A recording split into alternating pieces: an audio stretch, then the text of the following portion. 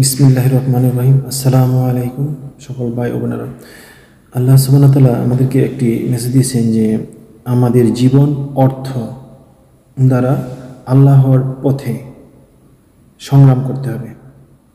বিনিময়ে কোনো অর্থ বা কোনো কিছু সংগ্রহ করা যাবে না কারো কাছ থেকে, নিঃস্বার্থভাবে করতে হবে।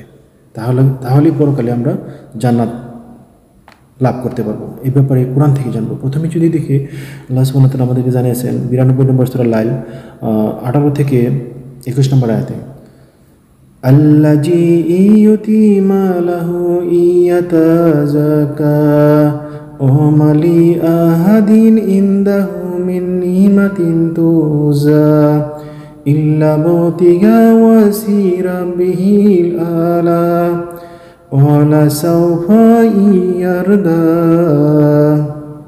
আল্লাহ সুবহানাহু ওয়া তাআলা বলছেন 92 নম্বর সূরা লাইল 18 থেকে 21 নম্বর আয়াতে যে তোমাদের আত্মসিদ্ধির জন্য, আমাদের আত্মাকে পবিত্র করার জন্য যে আমরা দান সদকা করব, নিঃস্বার্থভাবে করব। যে অর্থ সম্পদ যে দান করব, আমাদের নিঃস্বার্থভাবে দান সদকা করব, যাতে এতে কোনো প্রতিদানযোগ্য যার কাছে আমরা দান সদকা করব তার কাছ থেকে যদি কোনো রকম ফায়দা বা কোনো অনুগ্রহ বা কোনো সাহায্য এমন কিছু যাতে আশা না করি, একদম নিঃস্বার্থভাবে। আমি এমনও বলবো তার কাছে যে দেওয়ার পরে যে কোনো কিছু অর্থ যে থ্যাঙ্কস কথাটাও না বলে, আমরা আল্লাহর সন্তুষ্টির জন্য এই কাজটা করব। তাহলে আমরা পরকালে শীঘ্রই যে আমরা এর সাফল্য লাভ করতে পারবো। মৃত্যু আসার সাথে সাথে এর প্রতিফল আমরা বুক করব ইনশাল্লাহ, আমরা যদি এই কাজটা করতে পারি। আমরা যদি দেখি, আমরা বলি 26 নম্বর সূরা শুআরা 109 নম্বর আয়াতে আমরা দেখতেছি আল্লাহ সুবহানাহু ওয়া তাআলা আমরা যে নিঃস্বার্থভাবে করব, এই আয়াতটাও এই কথাই বলছে, ও মা আসালুকুম আলাইহি মিন আজরিন ইন আজরিয়া ইল্লা আলা রাব্বিল আলামিন।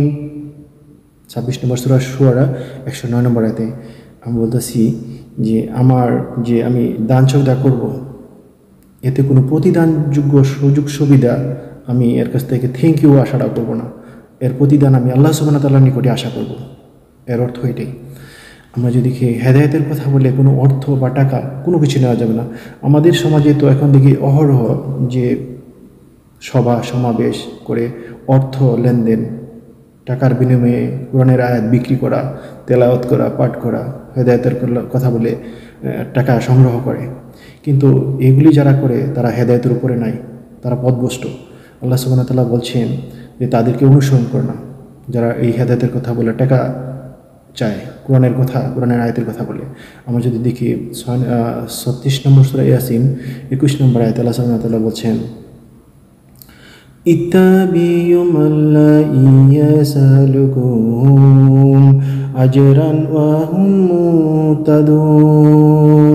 অর্থাৎ যারা হেদায়েতের কথা বলে টাকা পয়সা চায় তাদেরকে অনুসরণ করে না, তারাই পথভ্রষ্ট। আমরা যদি দেখি 2 নম্বর সূরা বাকারা 86 নম্বর আয়াত আর 42 নম্বর সূরা আশুরা 20 নম্বর আয়াতে আল্লাহ বলছেন যারা এই আখিরাতের কথা বলে অর্থ সংগ্রহ করে, দুনিয়া ক্রয় করে, তাদের আখিরাতে আর কোনো অংশ থাকবে না। তাদেরকে আল্লাহ সুবহানাহু ওয়া তাআলা পবিত্র করবে না এই টাকা সংগ্রহ করার জন্য।